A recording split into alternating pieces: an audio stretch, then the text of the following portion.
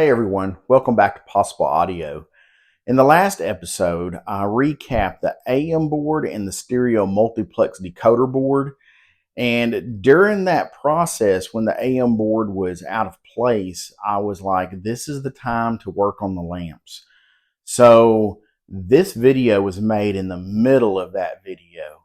And you'll see why in a minute. The AM board is really makes things difficult to change the vellum paper behind the 2 meters. So I'm sure you could unbolt that AM board and kind of move it out of place even with the wires attached, and that would give you enough room. But I did this video in the middle of doing that video just for convenience sake. Somebody had already put incandescent bulbs in the Marantz 2245, but I wanted LED because the LEDs run ice cold compared to incandescents. Plus, I didn't want to have to go back and change incandescent bulbs later in time. The downside of LEDs are extremely bright. So I did some experimentation to come up with some ways to tone down that brightness and get the look I was after, and I am thoroughly happy with the results. I would say, no, it's not incandescent, but I'm going to say it's 80% there, maybe 90. It turned out really good. Anyways, let's get to the video, and thanks for being here. I'm looking at how to get to the vellum paper and the bulbs to change those out. And if you haven't already got to this point in your project, you're going to have to remove all the knobs. You're going to have to remove the faceplate, and then you're going to have to remove the outer cover. So with all that being said, once you get to this point, there's a screw here, right below that meter, and there's another screw right there, okay? And those two screws hold the housing for the meter. Then you're also going to remove the Phillips that was here. There was a Phillips right there. There was a Phillips right there behind that purple wire, and then there was a Phillips there, okay? And you should be able to just move. Let's see if I can do this. There's how you get to the lamps. That's pretty easy. See, it just comes right out of a slot. But getting to the vellum paper now, I thought maybe I could dig it out. No, I believe I'm going to have to get into undoing these wires, and that's okay. I unsoldered the red wire running up to this side, and there was a black wire, which is right here, which comes right across this side. So I removed these two, okay? And the capacitor, I'm going to change it out to a new one, but you can either leave it or whatever. And I simply just push the light socket around out of the way. And now I can just kind of work the housing back, and you can see our vellum right there. Another note is doing this with the AM board in place. I just can't really see that happening very easy. And I think that's why I've seen a lot of Marantz receivers where they just skip this part and they'll put in some LED lights, but they don't do the vellum. And I can understand why. So this paper is actually glued right along these edges at the top, and I left the wires on this side. That means I'm going to have to cut the center of this vellum, and that's not a big deal. Again, these are the old ones anyways, and when the new ones go on, I will cut another slot in it, and when I get it all back together, it'll be just fine. I'll show you. Okay, I got the first one off. It's got like an adhesive that holds it on the top. It's really difficult to not tear the vellum. Matter of fact, here's what it looks like, kind of all tattered, and the bottom edge literally just ripped off. But I'm going to take a sharp instrument and just kind of clean that off underneath the best I can. I'm using this right here. It's got like a sharp pick, kind of an L shape, and so I'll just use that to scrape off underneath. And then at this point, we'll get the other one off and we'll make new ones. I bought this on Amazon. The company is Clearprint, and it's heavy vellum, 48 pound. And as what I'm going to do is, there's a lot of complaints about the LED lighting being extra bright. So I'm going to just fold this over to double it up. And I just basically took a ruler and I scribed it out with a pen. And I'm going to use a sharp hobby knife. You can pick these up at like Hobby Lobby or Michael's. And I'm going to cut this out.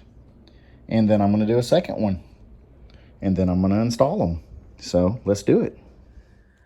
After it's cut out, this is what it should look like.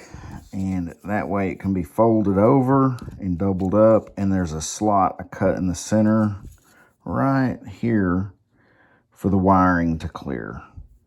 So once you fold it over, it's going to look something like this.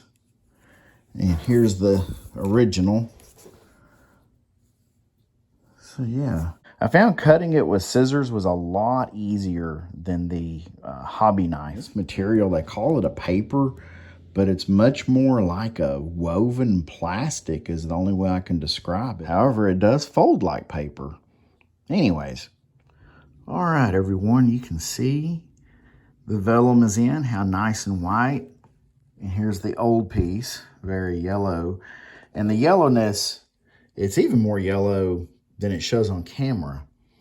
But the yellowness of that causes the lights to look kind of turquoisey from the front. And I'm not gonna lie, that was a little bit of a pain in the rear end. Bending the paper around a few different ways, I worked it in, and then I was able to get the two top screws in, and I just reached in there with my finger, just like this, and I just kind of pushed it against the meters. And super happy with it. So if I can do this, I know you can do this. Now, let's put the LED lamps in.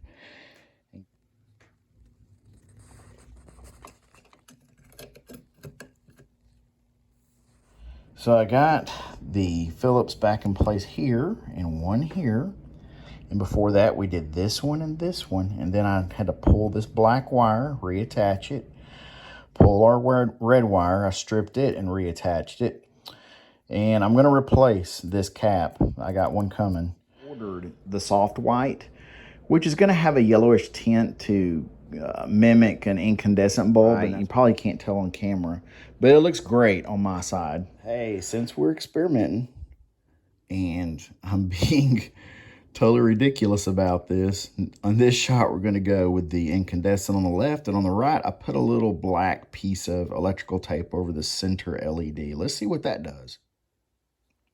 Well, this is what it looks like, and I would say that it toned it down slightly, not a whole lot, not as much as I thought it would. Well, now a fella has gone and done it. I decided to paint the center LED black, flat black enamel by Testers. You've seen that before. I did the same thing right here with all of these. And I'll just show you. See, it blocks out all that brightness, which is overly done. And that gives it a much more incandescent look. I'm doing the small, so I can get this to focus, the small LEDs, the row of them that goes across the top. And there's a small slot. It's really difficult. You can't get your fingers in there. So you just take a piece of heat shrink tubing. So I can get over, there we go. And you put it over the bulb and you shrink it right in front of the bulb so the bulb won't push into it. And now you got a way to get it in there and get it in place and hold it and get it straight while you're soldering.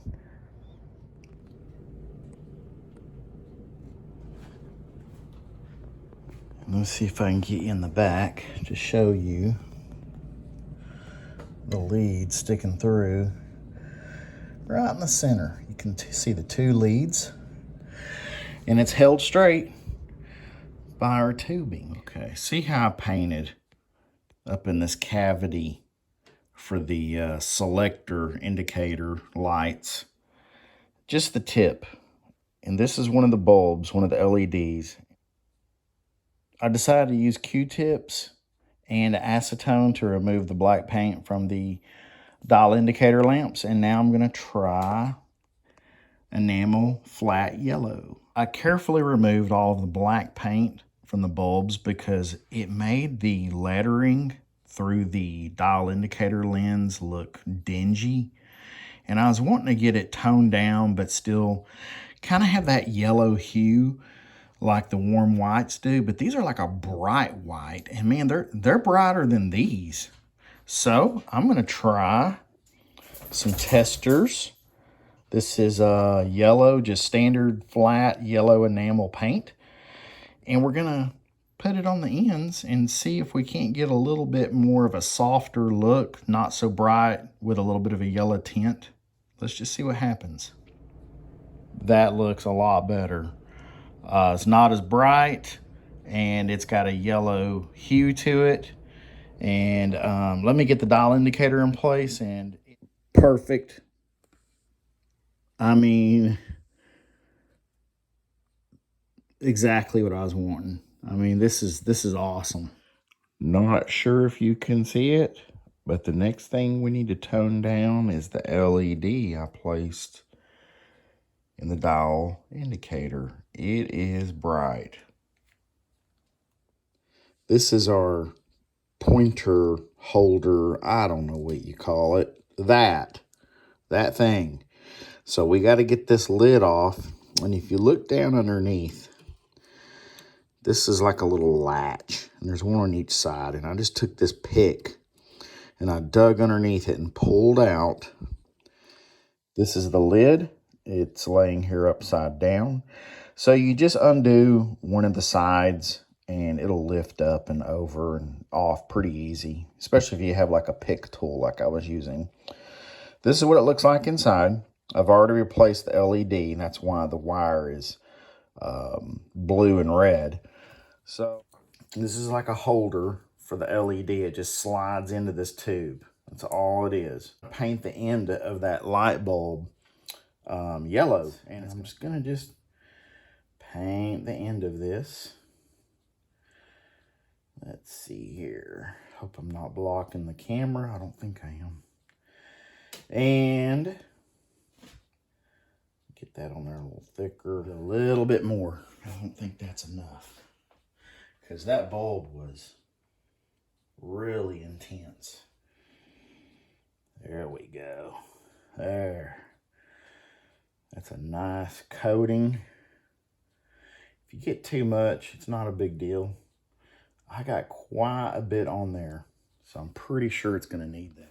After testing one coat of paint, it was still way too bright. So I have slathered this thing up thick with yellow paint. And I'm leaving the cover off. And I'm just simply pressing the bulb into the holder. And that way I can turn off the workbench lights and see how it looks. So after this dries, we'll give it another test. Okay, I'm just poking the light back in the holder.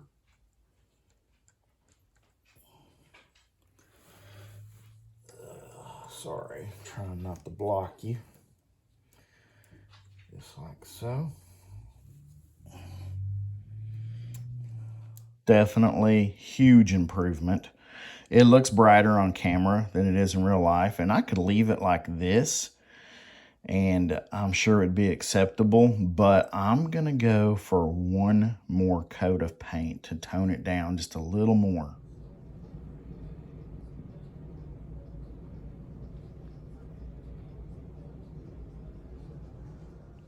Well, everyone, I think we have success. Awesome.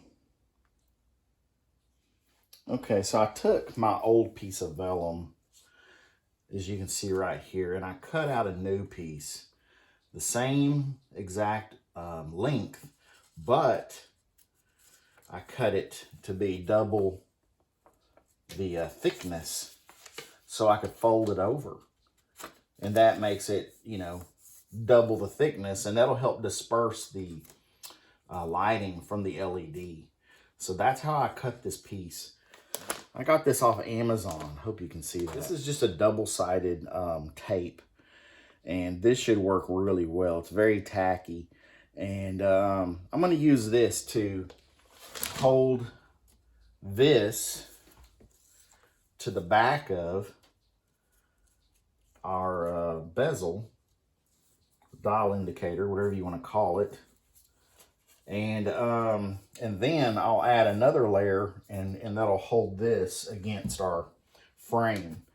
And another thing is clean the face of the receiver where this is going to go on with some acetone or rubbing alcohol or something we want it to be as clean as possible so that adhesion will be as strong as possible. So let's do that. Okay, I put adhesive strips behind the vellum on the edges around the perimeter. And then I have another side on the other side right here that attaches to the receiver's face. I'm bad about explaining things, but hey, a picture is worth 1,000 words, so a video should be worth 1,000,000,000. All right, so it makes sense to me. I'm going to pull the white at a protective layer off, and I use these tweezers that were supplied with the adhesive strip, and you just pull the protective layer off. It's really tacky. I like this a lot better than gluing it. I just think it's going to be a neater installation. At this point, be sure your lighting is the way you want it. Okay, let's get this bolted on. All right, it's in place, and I think it turned out really good. I like that option of using the adhesive strips rather than glue. And you can see where it meets the chassis of the receiver, just how nice and clean it is, and there's not a big mess of glue seeping out. So I think that's really awesome. When I was putting in the 2 screws, the 2 black ones right underneath each meter, I had to loosen these 2 top ones and to get those to line up. And then once I got these going, I retightened these 2 top ones. Let's get the faceplate on it. Semi-chrome polish. And this is what I used to clean the faceplate. It really turned out good. I'd like to do a black faceplate with the wood cabinet, but I haven't decided if I want to do that or not. So if you think I should, let me know in the comments. Should I go with the silver faceplate or the black faceplate? So what do you guys think? I am super happy with how this thing turned out. Just looks incredible.